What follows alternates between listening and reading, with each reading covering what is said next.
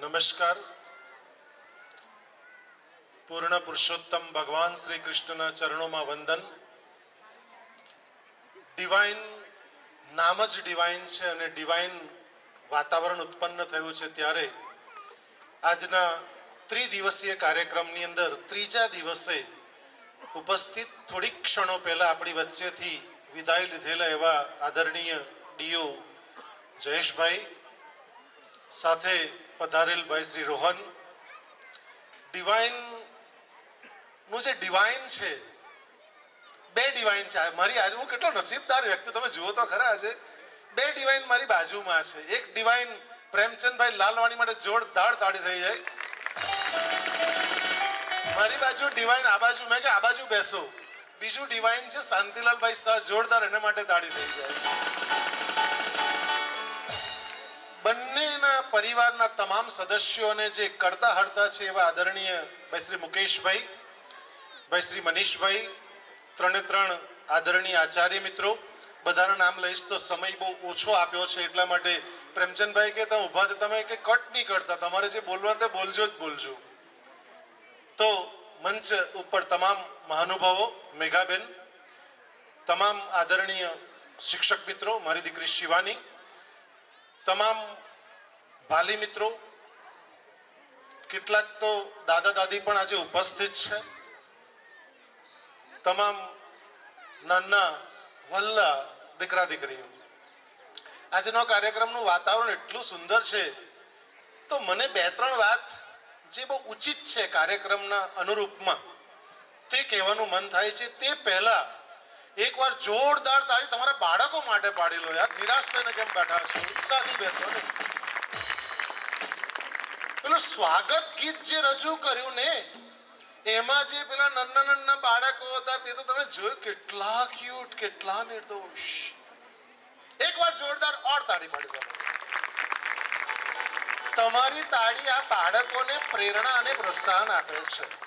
અને આ સાઈડ તમે જો કેટલા બધા બાળકો તૈયાર થઈને બેઠા છે, યુ નો, બધા પરફોર્મન્સ માટે તૈયાર છે. તો મને ત્રણ વાત કહેવી. તે પૈકી પહેલી વાત, રોબર્ટ કુક જે બહુ મોટા વૈજ્ઞાનિક, બહુ સફળતાના ટોચ કક્ષાએ, આ સત્ય ઘટના કહું છું, તમે ઇન્ટરનેટ ઉપર ચેક કરી શકો છો. ધ્યાનથી સાંભળજો, સાથે લઈને જજો, અને જો શક્ય હોય તો તમામ માતાઓને અને પિતાશ્રીઓને વિનંતી કરું છું, ને મારી વાત એમને અર્પણ કરું છું કે પાલન કરજો. તો ડિવાઇન પબ્લિક સ્કૂલના જે ટ્રસ્ટીઝ છે અને આચાર્યશ્રી છે, એજ્યુકેટર છે, ભાઈ શ્રી સુનિલભાઈ, અને તમામ શિક્ષકોને બહુ સરળતા રહેશે. કારણ કે શિક્ષકો સાથે મેં 3 કલાકનો પ્રેમચંદભાઈ સેમિનાર કર્યો. આપની સ્કૂલના લગભગ 160 શિક્ષકો માટે મેં સેમિનાર કર્યો. ત્યારે જે વાત શિક્ષક તરીકે અમે કેવી રીતે બાળક સાથે બિહેવિયર કરવું જોઈએ એ વાત મેં પ્રેઝન્ટ કરી. એટલે આજે વાલી તરીકે, આજે દિવસ નથી કહેવાનું, પરંતુ મોકો બહુ સરસ છે એટલે કહી દઉં આટલા બધી મોટી સંખ્યામાં હાજર હોય ત્યારે, કે રોબર્ટ કુક સફળતાની ટોચ કક્ષાએ પહોંચ્યા પછી એક પત્રકારે પ્રશ્ન પૂછ્યો કે તમારી સફળતા પાછળનું રહસ્ય શું છે? એટલે રોબર્ટ કુકે બહુ સરસ પત્રકારને હસતા હસતા પ્રશ્નનો પ્રત્યુત્તર પાઠવ્યો અને કહ્યું કે મારી સફળતા પાછળનો એક પ્રસંગ છે. તો કે શું પ્રસંગ છે? જાણવાની કર્ટસી થઈ, જિજ્ઞાસા થઈ. તો કે એક વખત થયું હતું એવું કે મારી માતા ઘરે હાજર હતી. હું કિચનમાં દૂધની બોટલ લેવા માટે ગયો. મેં ફ્રીજ ખોલ્યું, બોટલ કાઢી, અને જેવી બોટલ હું કાઢવા ગયો તેવી જ બોટલ મારા હાથમાંથી છૂટી ગઈ અને બધું દૂધ ઢોળાઈ ગયું. જેવી માં આવી ને, તે કોઈ પણ જાતનો શબ્દ ખીજવાયા વગર, બોલ્યા વગર, માર્યા વગર, કોઈ પણ જાતના સલાહ કે ઉપદેશ આપ્યા વગર કે બેટા દૂધ ઢોળાઈ ગયું. તો કે હા મમ્મા, તો કેટલું સરસ ખાબોચિયું થઈ ગયું છે, તારે રમવું છે આમાં? આ સત્ય ઘટના કહું છું. તારે રમવું છે? તો કે હા મમ્મા રમવું છે. તો બાળક એ ખાબોચિયામાં દૂધના 500 ગ્રામ લીટર જે પણ દૂધ હશે એમાં રમ્યું, છપછપિયા કર્યા. અને પછી મમ્માએ પૂછ્યું કે બેટા હવે આવું જ્યારે તું ધમાલ મસ્તી કરે તો કોણ એને ક્લીન કોણ કરે? તો કે મમ્મા હું કરીશ આજે ક્લીન. તો કે કેવી રીતે કરશે? તું ટોવેલ લેશે કે પછી સ્પંજ લેશે કે પછી પોતું મારશે? તો કે મમ્મા સ્પંજ દ્વારા હું કરીશ. એટલે બાળકે સ્પંચ દ્વારા બધી સફાઈ કરીને પછી મમ્મી એમ કે બેટા એક કામ કરજો, આ જ બોટલ લે, એમાં આપણા પાછળ જા, વોશરૂમમાં જા, વાડામાં જા, અને ત્યાં આગળ જઈને તું એક કામ કર, આ બોટલને નળમાંથી પાણી ભર. આ બાળકે રોબર્ટ કુકે નળ ચાલુ કર્યો, એ બોટલ પકડી ભરી, અને મમ્માએ શીખ્યું કે બેટા ઉપરથી પકડ અને એક હાથ નીચેથી પકડ, તો તું લઈ જઈને હવે ફ્રીજમાં મૂકજો. તું કેવી રીતે મૂકી હું જોઉં. અને બાળકે બોટલ ફ્રીજમાં મૂકી એટલે એણે એવું શીખવાનું મળ્યું મધર પાસેથી કે કોઈ પણ પ્રકારની ભૂલ કરો તો એમાં તમને નવું શીખવાનું મળે. એટલે આજે વૈજ્ઞાનિક બન્યો છું, અને મારા વૈજ્ઞાનિક પાછળનું કારણ મારી માં છે. અને કદાચ તમામ માતાશ્રીઓ આટલી મોટી સંખ્યામાં બેઠેલી જરાક પોતાનો ચહેરો જોઈને કહી દેજો કે તમારે ત્યાં તમારા લાલાએ જો દૂધ ઢોળ્યું ફ્રીજમાંથી 500 ગ્રામ તપેલી ઊંધી વાર દીધી હોય તો તમે શું કરો? વાહ ક્યા બાત હે. આવું તમે કહો ના. મેં કોલેજના બાળકોને આ વાત કરી તો કોલેજના બાળકો સર અમારે તો મારે જ પહેલા તો એક મારી જ દે એમ. એટલે તમને કોઈ રાઈટ આપેલા છે મારવાનો? કોઈ બાળકના તમે ટ્રસ્ટી છો, માલિક નથી. Try to understand. આ સાયકોલોજી છે. બીજી વાત, તમને બહુ પ્રેક્ટિકલ વાત કરું છું ને, પ્રસારિત થયેલી વાત કરું છું, સાબિત થયેલી વાત છે.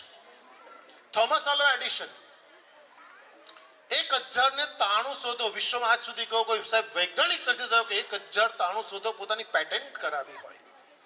અને એ શોધો જ્યારે આપણે ત્યાં મીટર છે ને સાહેબ, એ મીટર બી થોમસ આલ્વા એડિશન બલ્બ તો શોધ્યો જ છે, મીટર બી એને શોધ્યું છે, ફોનોગ્રામ બી એને શોધ્યું છે, એ બી તો 1093 પેટન્ટ કરાવી છે. મિત્રો એક દિવસ એને સ્કૂલે મૂક્યો, 6 વર્ષની ઉંમરે સ્કૂલે ગયો સાહેબ. 3 મહિનામાં સ્કૂલેથી પાછો આવી ગયો. એની મમ્મીને ચિઠ્ઠી આપી, કાગળ વાળેલું હતું, આ સત્ય ઘટના છે. કાગળ વાળેલું, મમ્મીને કહ્યું, મમ્મી એ તો વાંચતા પણ નહોતું, 3 જ મહિના સ્કૂલે ગયેલો એટલે વાંચતા પણ નહોતું આવડતું. એટલે મમ્માને કહ્યું કે મમ્મા આ ટીચરે ચિઠ્ઠી આપી. એટલે મમ્મા વાંચતી શું લખ્યું છે અંદર? બાળકને પણ જિજ્ઞાસા થઈ.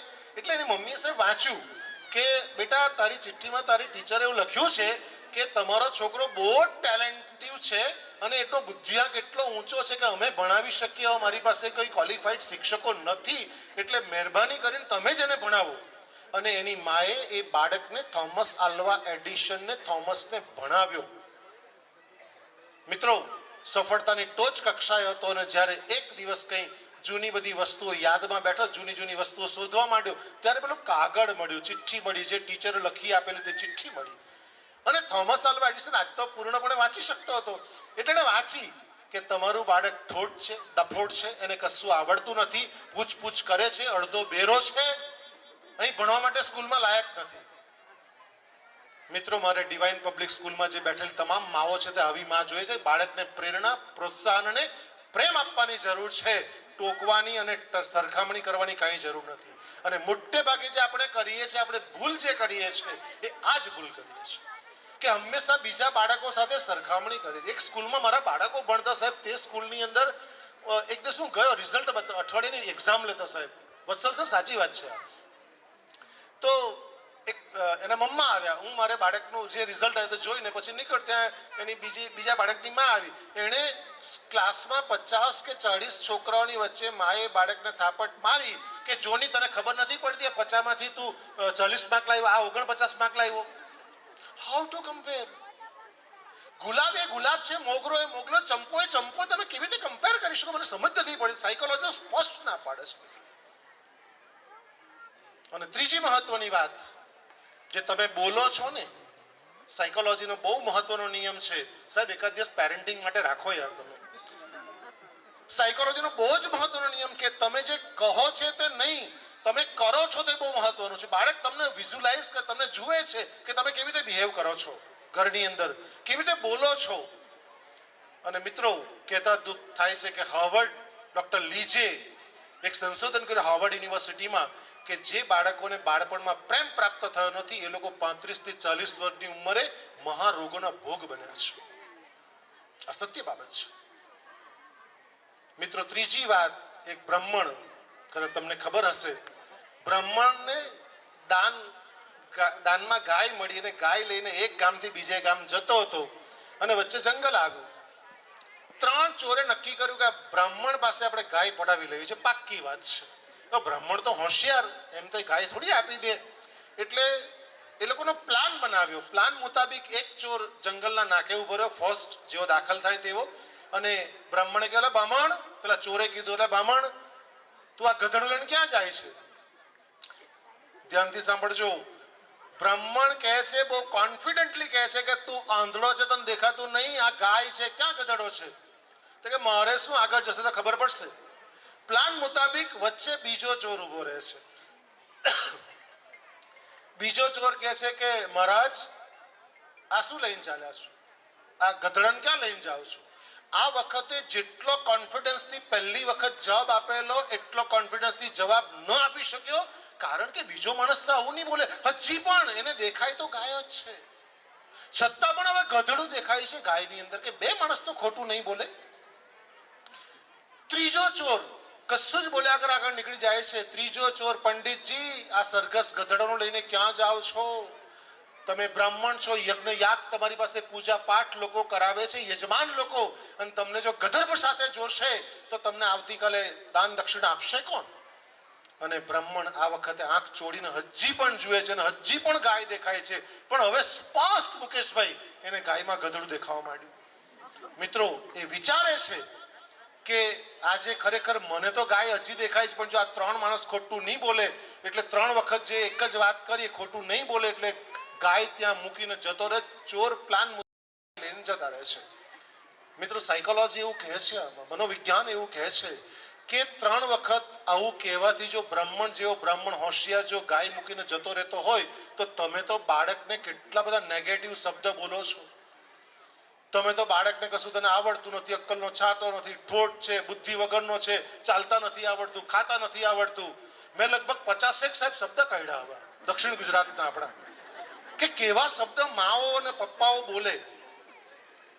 અને મિત્રો, કહેતા બહુ દુઃખ થાય છે, તમને જાણીને આનંદ થશે, મને દુઃખ થાય છે કે 0 થી 4 વર્ષના બાળક 50% માનસિક શક્તિ પ્રાપ્ત કરી લે છે.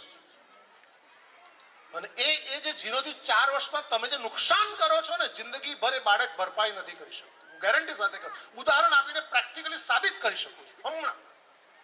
દાખલા તરીકે, માં કપ રકાબી અજવારી રહી છે, નાનું બાળક શું કરશે? મમ્મીએ જે કપ રકાબી અજવારેલા હોય એ એના બાળક એની સાહેબ પ્રેમચંદ્ર બાજુમાં બેસશે, અને મમ્મીએ જે અજવારેલા કપ રકાબી હશે ને, એ જાતે મમ્મી જે સ્ટાઇલમાં માજે છે અજવા, તે સ્ટાઇલમાં એ અજવારવા માંડશે. મમ્મી શું કહેશે? મૂક, ફોડ નાખે.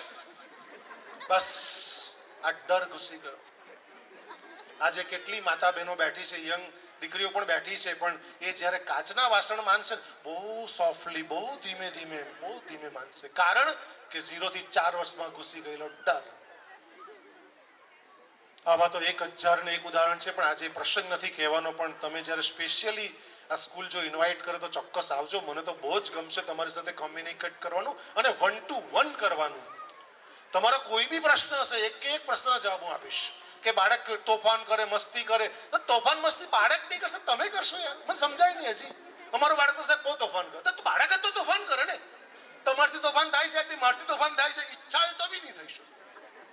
બાળકને આ વસ્તુ જે સમજાવું, તે બે જ વાત કહીને પૂરી કરું કે બાળકને શ્રમનું મહત્વ સમજાવો. શ્રમ પછી વિશ્રામ. દેશી શાબ્દમાં પ્રેમચંદભાઈ ક અને ખ, એટલે ક કમળનો ક અને ખ ખલનો ખ એવું ભણતા આપણે. આજે એ જ દેસાબ આજે પણ છે.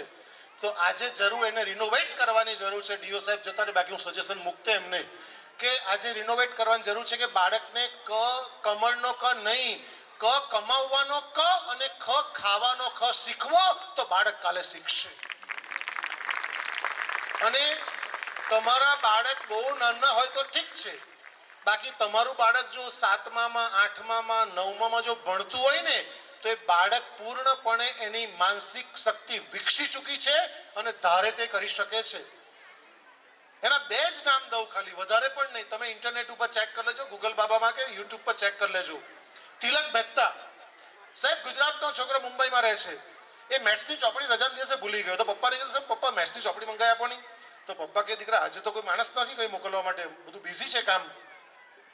તો કે કુરિયરમાં મંગાવી લઉં તો આ સત્ય ઘટના છે, કુરિયરમાં મંગાવી લઉં તો કુરિયરમાં મંગાવો તો 350 રૂપિયા છે ને આવતીકાલે આવશે, સાંજે તો આપણે ઘરે જવાના, શું કામ લાગવાનું તારે? બાળકને સાહેબ બેઠા બેઠા શાંતિલાલભાઈ વિચાર આવ્યો કે મુંબઈ ને મુંબઈમાં 350 રૂપિયા જો આવતીકાલે મળે તો મુંબઈમાં 1 કલાકમાં હું એ પાર્સલ કે જે કંઈ માણસ માગે છે એ 40 રૂપિયામાં કેમ નહીં આપી શકું? 13 વર્ષનો છોકરો વિચાર કરે, તિલક મહેતા, આ સત્ય ઘટના છે. 13 વર્ષના છોકરાએ પેપર એન્ડ પાર્સલ નામની કંપની સ્ટાર્ટ કરી, આખો દિવસ સ્કૂલમાં જાય, રાત્રે 12 વાગ્યા પછી પોતાની બોર્ડની સાહેબ મીટિંગ બોલાવે અને આજે 2021 ફેબ્રુઆરી 2001 ઇન્ટરનેશનલ કુરિયર સર્વિસ સ્ટાર્ટ કરી સાહેબ. અને તમે બાબા ને બેબી કરો છો, શું બાબા બેબી? અમારે તો કોલેજમાં કે મારો બાબો, એટલે બાબો નથી ભાઈ, હવે શું બાબો છો? હવે તો મુક્ત કરો. બીજો સૂર્યાંશ, આ બી સત્ય ઘટના છે. બિહારનો સૂર્યાંશ જોજો, ગૂગલ કરી દેજો. 56 કંપનીનો સીઓ છે સાહેબ, 13 વર્ષનો છોકરો 56 કંપનીનો સીઓ છે. અને એલન મસ્કને પણ પાછળ છોડી દીધો છે. એલન મસ્કને સાહેબ પાછળ છોડ્યો છે, એટલી એ આગળ ને આગળ નીકળી ગયો છે. 56 કંપનીનો સીઓ છે, પોતાનો સ્ટાર્ટઅપ છે 56 ને 56. મિત્રો, તમારા બાળકો ધારે તે કરી છે. તમે જોયો અમે ડાન્સ જોયો, નાના કેજી વાળા બાળકોનો ડાન્સ જોયો? એને આ ટીચર લોકો માટે જોરદાર તાળી પાડવા લોકો માટે પહેલા તો તમે આ લોકોએ દિવસ રાત એક કરીને કેટલી પ્રિપેરેશન કરાવી છે.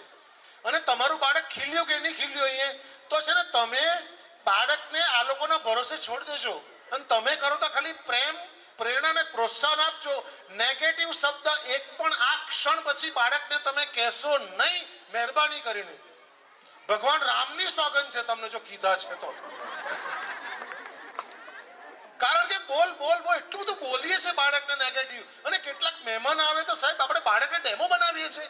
ચાલ બાળક કે લિટલ ટિંકલ ટિંકલ લિટલ બોલ, બાળકનો મૂડ નથી, બાળક કે ડેમો કાર છે સાહેબ. ખબર નહીં આપણી પ્રજાને શું થઈ ગયું છે, મને સમજાતું નથી.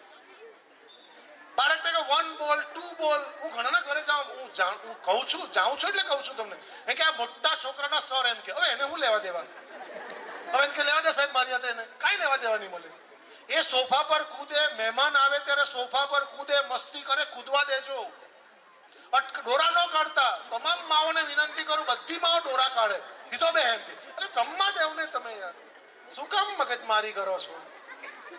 એટલે ભગવાન રામના સોગંદ ખવડાવે તમને કે બાળકને આ ક્ષણ પછી એક બી નેગેટિવ શબ્દ કહેશો નહીં. તમારું બાળક આવતીકાલે તિલક મહેતા બનશે, સૂર્યાંશ બનશે અને નવસારી અને ભારત દેશનું નામ રોશન કરશે. ખાતરી આપું છું, આ જાહેર મંચ પરથી ખાતરી આપું છું. જો તમે પ્રેમ, પ્રેરણા અને પ્રોત્સાહન આપશો તો ટીકા નહીં કરશો, સરખામણી કરશો, કારણ કે દરેક બાળક વિશિષ્ટ છે. એટલે કેવું તો ઘણું બધું છે.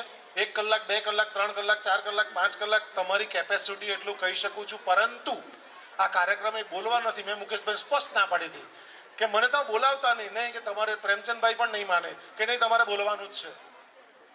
તો આજના કાર્યક્રમની અંદર આ બધું મેં અનુભવ્યું છે. મનોવિજ્ઞાનનો અધ્યાપક છું અને હું સાયકોલોજી ભણાવતો નથી, સાયકોલોજી જીવું છું, એટલે હું બોલી શકું છું. તો આજનો કાર્યક્રમમાં મને બોલાવવા બદલ એન્ટાયર ટીમનો, પ્રેમચંદભાઈનો, મુકેશભાઈનો, શાંતિલાલભાઈનો, તમામનો, આચાર્યશ્રીઓનો, તમામ શિક્ષક મિત્રોનો અને આપ સૌનો અંતઃકરણપૂર્વક આભાર માનું છું. મારી ચર્ચાને માત્ર અલ્પ વિરામ આપું છું. ફરી પાછા મળીશું. જય હિન્દ, જય ભારત, જય જય ગણેશ. ધન્યવાદ.